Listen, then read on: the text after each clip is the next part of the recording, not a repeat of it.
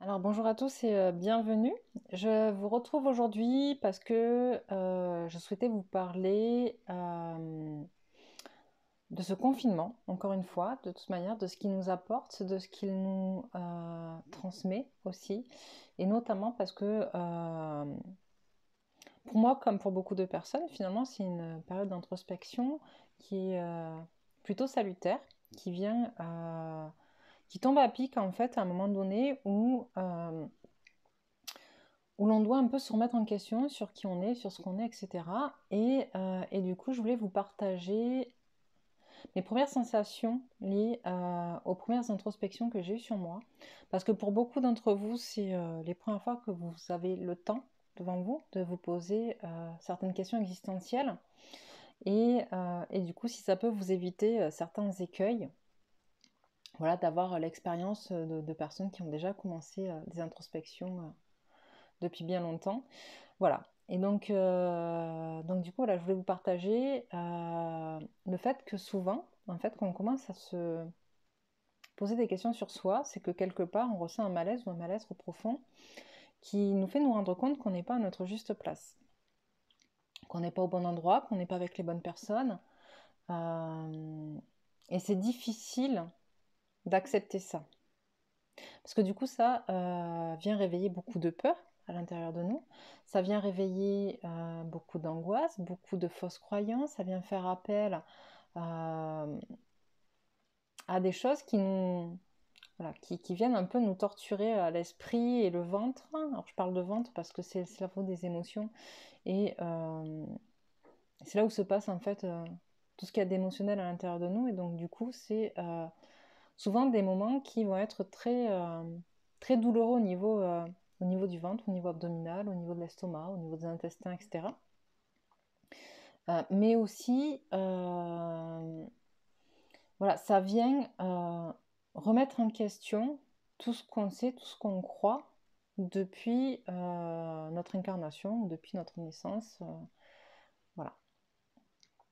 La première chose que j'avais envie de vous dire, c'est que moi, quand j'ai commencé à me poser des questions, à me dire, mais mon Dieu, mais en fait, qui je suis? Parce que c'est un peu ça finalement, cette période d'introspection. Ces périodes d'introspection, elles sont là pour nous amener sur notre voie, sur, euh, sur à réfléchir sur qui on est vraiment au fond de soi, sans conditionnement, parce qu'on est quand même beaucoup conditionné, que ce soit par notre famille, par notre entourage, par la société, par l'éducation qu'on reçoit, qu'elle soit encore une fois familiale ou l'éducation nationale, ce qu'on apprend à l'école, etc. Et c'est ça en fait, qui est-on sans tout ça? Est-ce qu'on aime vraiment tout ce qu'on aime? Est-ce qu'on déteste vraiment tout ce qu'on déteste? Comment dire, est-ce que nos peurs sont vraiment les nôtres, etc. Il y a 36 millions de questions qui vont venir se poser à vous petit à petit. Mais la première, c'est vraiment qui suis-je? D'accord? Qui je suis en fait en vraiment? Et c'est une question qui est extrêmement globale, qui prend beaucoup d'espace, qui regroupe énormément de notions. Et il va falloir que vous alliez petit à petit en fait décortiquer tout ça à différents niveaux, euh, voir justement en termes, par exemple, qui êtes-vous, qu'est-ce que vous aimez, qu'est-ce que vous aimez pas, quelles sont vos émotions, quelles sont vos limites, quelles sont vos compétences, vos atouts, euh, à tous les niveaux, que ce soit au niveau professionnel, personnel, dans vos relations à vous, dans vos relations aux autres, pardon, à vos parents, à vos enfants, si vous en avez, euh, dans, euh, dans vos envies, vos loisirs. D'accord? Est-ce que vous aimez vraiment le loisir que vous faites? Est-ce que ça vous convient vraiment? Est-ce que vous le faites par habitude? Est-ce que ça vous procure de la joie? Voilà, ça va très très loin. Et très souvent au départ, quand on veut répondre à cette question de qui on est, donc à qui suis-je, on va aller chercher des réponses à l'extérieur de soi. On va vouloir trouver des réponses surtout à l'extérieur de soi. Et donc, on va faire appel à des psys, à des thérapeutes, à des numérologues, des tarologues, enfin voilà, tout ce qui peut nous amener à essayer de nous trouver. D'accord? Et ce que je voulais vous dire, c'est que euh, c'est important de faire appel à des personnes extérieures, mais ce qu'on va vous répondre très souvent, et ce qui ne plaît pas du tout au début, moi je sais que ça ne me plaisait pas du tout, et quand j'en parle avec d'autres, on a tous un peu le même parcours à ce niveau-là, c'est que quand on cherche les réponses à l'extérieur de soi, Et quand on nous dit, mais les réponses, il n'y a que toi qui les as, elles sont à l'intérieur de toi, il va falloir que tu ailles les chercher à l'intérieur de toi, on n'a pas envie d'entendre ça. Souvent, on va dire, oh, ben, cette personne-là, finalement, finalement, elle m'a rien apporté de plus. D'accord. Ou finalement, c'est une arnaque. Ou finalement, oui, bon, ok, il a des beaux discours, mais en vrai, moi, mes réponses, j'en ai toujours pas. D'accord. Les thérapeutes, les tarologues, les numérologues, les chamans, je sais pas, je suis passée par plein de personnes différentes avec plein d'outils différents. Et moi-même, je suis thérapeute, je le rappelle maintenant. On n'est pas là pour vous donner des réponses exactes sur qui vous êtes. On est là pour vous accompagner à trouver vos propres réponses. On est là pour vous accompagner à entrer à l'intérieur de vous, d'accord, pour que vous soyez en accord avec vous-même et pas avec ce que nous, on va dire. D'accord. Ça ne veut pas dire que pour autant, personnellement, je suis médium à côté. Très souvent, il m'arrive d'avoir des informations assez précise sur ce qu'est la personne ou sur ce qu'elle doit être, ou sur ce qu'on âme désire ou sur son chemin de vie, etc. Euh, le problème, c'est que souvent les gens ne sont pas prêts à l'entendre parce que ça ne vient pas d'eux-mêmes. Et c'est important de prendre conscience de ça, parce que j'ai bataillé pendant longtemps à chercher les réponses à l'extérieur de moi, et que quand j'ai enfin accepté, parce que c'est ça, quand j'ai enfin accepté que non, les réponses, je les avais, elles étaient à l'intérieur de moi, j'ai pu aller beaucoup plus rapidement dans cette introspection et j'ai pu aller beaucoup plus vite. D'accord. J'ai pu me remettre en question moi, me dire que finalement, les attentes que j'ai vis-à-vis de l'extérieur sont encore autres. Comme beaucoup, on attend toujours de l'extérieur qui nous apporte notre bonheur, notre joie, notre amour, notre pain, je sais pas, notre argent. Voilà, on attend toujours des réponses et des solutions qui viennent de l'extérieur, alors qu'en fait, on a tout à l'intérieur de nous. Et c'est vachement frustrant quand on attend ces réponses-là de l'extérieur, d'avoir des personnes en face de vous qui vous disent mais cherche pas à l'extérieur parce que c'est vraiment à l'intérieur. Donc j'entends ça, c'est frustrant, c'est parfois, comment dire, parfois c'est chiant. On a vraiment envie de leur dire mais c'est bon, ton discours je l'ai entendu 50 000 fois, mais sachez que si plusieurs personnes vous disent la même chose, c'est que quelque part elles ont peut-être raison aussi.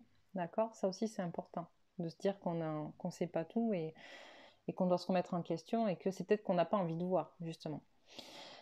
Là où c'est difficile d'aller chercher les réponses à l'intérieur de soi, c'est que du coup, inconsciemment, on sait qu'on va aller se confronter justement à nos peurs, dont je vous parlais au départ. On va aller se confronter au fait qu'on est responsable de soi-même. On va aller se confronter à nos propres erreurs, à nos propres échecs.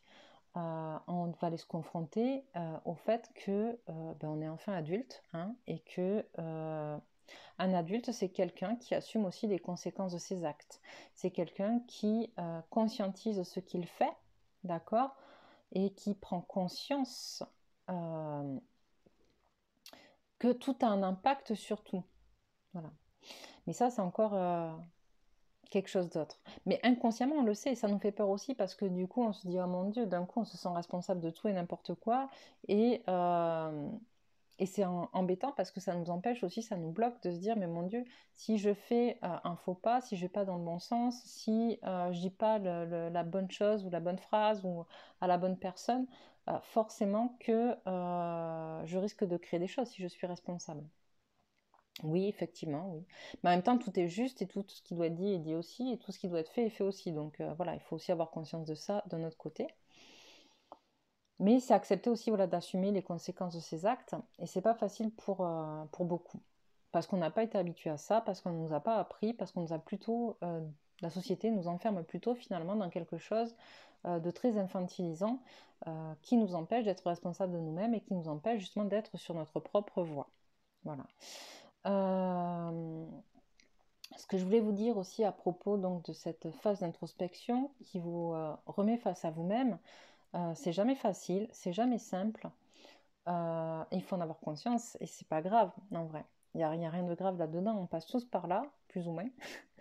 Mais voilà, si vous voulez avancer aussi et vous épanouir, être plus heureux et vous débarrasser de vos peurs, de vos angoisses, vous débarrasser de ce qui vous bloque, de ce qui vous gêne pour être heureux et heureuse, c'est important quand même de faire ce travail-là.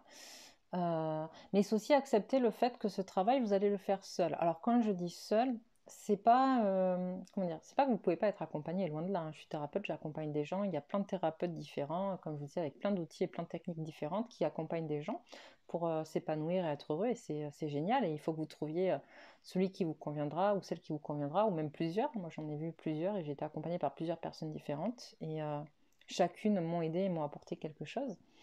Mais ce que je veux dire par là, quand je dis que vous êtes seul, c'est que très souvent j'entends des discours qui me disent ouais c'est bon, mais pourquoi c'est à moi de travailler sur moi et pas aux autres? Pourquoi, que ce soit dans le cadre des couples, je pense aux couples aujourd'hui parce que le fait de se retrouver enfermé à 24 7 sur 7 avec son partenaire alors qu'on n'y était pas habitué auparavant, ça peut justement créer des tensions, ça peut remettre en question pas mal de choses. Et très souvent, on a tendance à reprocher à l'autre dans le couple ce qu'il n'a pas fait, mais qu'on ne lui a pas dit, ce qu'il n'a pas vu, mais qu'on ne voulait pas montrer, d'être comme il est et de ne pas faire attention, et blablabli et blablabla. On le fait tous, on l'a tous fait, et c'est justement ça, quand je dis qu'on est seul dans ce parcours-là, c'est qu'il va falloir que vous preniez conscience que finalement, vous êtes votre propre saboteur, quel que soit le niveau, que ce soit dans votre couple, dans votre vie relationnelle ou n'importe quoi, ou dans votre vie professionnelle. Et que du coup, à partir du moment où vous décidez de travailler sur vous-même, c'est prendre justement l'entière responsabilité de ce que vous faites et de qui vous êtes, et que finalement, l'autre n'est que le miroir de vous-même et vous renvoie ce qui est difficile et ce qui est compliqué pour vous. D'accord? Mais c'est pas sa faute à lui. Lui ne fait que vous le renvoyer. Si vous étiez, si vous aviez travaillé alors, je pense que si je cite un exemple, ça serait plus simple et plus concret et pour moi et pour vous. Mais par exemple, je pense souvent à la relation homme-femme qui est quand même très complexe dans la communication parce qu'on ne fonctionne pas du tout pareil. Et j'avais envie de vous dire, par exemple, les hommes ont souvent besoin qu'on leur... Alors je m'excuse, hein, s'il y a des hommes qui regardent, c'est pas contre vous, loin de là. Les hommes ont souvent besoin qu'on leur répète sans cesse les mêmes choses. La femme, quand elle fait quelque chose, son cerveau va s'ajuster au fur et à mesure. C'est-à-dire que, je sais pas, alors je vais prendre des... Je suis désolée, ça fait un peu arriéré, mais par exemple, vous êtes en train de... Vous allez laver votre linge, vous prenez votre panière de linge sale, vous allez descendre votre linge à la machine, le mettre dans la machine, et en remontant, vous allez voir que, alors quand je dis en remontant, parce que chez moi c'est à étage, donc voilà, mais en passant dans une pièce, vous allez voir que, je sais pas, il y a un bol qui traîne, ben, vous allez le ramasser au passage, puis le mettre dans l'évier, et puis, enfin voilà, vous allez passer votre temps en fait à réajuster sur votre parcours, à vous réorganiser pour pouvoir faire tout ce qu'il y a à faire. Voilà, alors que les hommes, ils vont passer 15 fois devant le bol, par exemple, et ils le rangeront pas. Vous voyez ce que je veux dire? Mais parce qu'en fait, comme ils sont pas partis pour faire ça, ils sont pas en capacité de se dire ah ben tiens, je vais le faire. Parce que dans leur tête, ils sont pas en train de réfléchir au bol qu'il y a sur la table, ils sont en train de réfléchir à ce qu'ils étaient en train de faire, à leur tâche première, en fait. Voilà. Et, euh, et vous allez vous plaindre en tant que femme de ouais, t'es passé 15 fois devant et tu l'as pas fait. Mais à aucun moment non plus vous lui avez dit de pas le faire. D'accord? Alors finalement, c'est quoi qui vous a embêté? C'est quoi qui vous a empêché de lui dire de le faire? Parce que vous vouliez qu'il le fasse de lui-même. Et lui, il n'est pas forcément en capacité de le faire. Ça vous renvoie quoi à vous? D'accord? Ça vous renvoie à des choses qui sont pas forcément agréables. Peut-être avez-vous vu votre mère râler constamment contre votre père ou votre beau-père parce que de la même manière, comme beaucoup d'hommes, ils passaient devant des tâches ou des choses à faire qu'ils ne faisaient pas et votre mère lui renvoyait que celle qui faisait toujours tout, par exemple. Et vous vous retrouvez dans ce rôle-là aujourd'hui, qui est un mimétisme avec votre mère, mais qui n'est pas forcément le problème de votre homme, en vrai. Vous voyez? Et c'est... quand je vous dis, voilà, du coup, pour revenir, parce que je pense que je me suis un peu perdue dans mes explications, mais quand je vous dis, il est important de comprendre que ce chemin, vous le faites seul, vous avez décidé de travailler sur vous et d'avancer pour vous, mais en aucun cas, vous ne pourrez convaincre ou obliger votre entourage, les gens avec qui vous vivez, de travailler sur eux ou d'avancer sur eux. D'accord? Et c'est là où c'est important de prendre dès le départ cette décision de se dire ok, je le fais pour moi et je ne pourrai pas reprocher aux autres de ne pas avancer. Parce qu'en fait, chaque chose est juste et les gens n'avanceront que s'ils le désirent ou s'ils le veulent. Et je pense que c'est vraiment un point important parce que moi, ça m'a beaucoup fait souffrir d'avancer et de me rendre compte que les gens autour de moi n'avançaient pas en fait. Et de me dire mais c'est pas possible. moi j'avance et eux, en fait, ils comprennent toujours pas. Ils comprennent pas que c'est ce qu'ils font, c'est nul, c'est n'importe quoi. Je sais pas, on se dit tout ça en fait quand on est sur un chemin d'avancée, qu'on voit que finalement il y a des choses, c'est pas cohérent. Parce que plus vous allez travailler sur vous et plus vous allez vous rendre compte des incohérences de la vie, liées aux fausses croyances, à l'éducation, ou à tout ce qu'on veut. Et, euh, et plus vous n'allez pas comprendre que les autres ne le voient pas, en vrai. Et c'est là où ça peut créer encore plus d'émotions négatives chez vous et encore plus de distanciation pardon, dans les relations. Et donc il est vraiment, vraiment important que vous preniez la décision de faire ce chemin-là pour vous et uniquement pour vous. Pas pour les autres, pas pour votre mari, pas pour vos enfants, pas pour vos parents, pas pour votre entourage ou vos amis parce qu'on vous a demandé de le faire, mais pour vous tout en sachant que votre entourage ne sera pas là pour changer avec vous. Il changera s'il a envie de changer, mais ce n'est pas une obligation. Et c'est juste, c'est comme ça, c'est pas grave. Mais si vous ne décidez pas de faire ce choix pour vous, d'accord, à un moment donné, de toute manière, vous n'avancerez plus parce que vous attendrez que l'autre vous rattrape. Et ça sera ni bon ni pour vous, ni pour l'autre. Voilà. Donc je pense que j'ai un peu dit ce que j'avais à vous dire aujourd'hui. J'espère que vous allez tous bien malgré tout, hein, que ça se passe bien pour vous, que vous arrivez à gérer vos émotions, que vous trouvez le temps de pouvoir faire des choses qui vous permettent de pouvoir déstresser, de pouvoir souffler aussi, et de vraiment, vraiment prendre ce temps qui est là. On n'a pas le choix de toute manière, on est encore là au minimum jusqu'au 11. Donc, de vraiment prendre ces 3 semaines qui s'annoncent pour ou amorcer si ce n'est pas commencé, ou continuer votre travail d'introspection sur vous.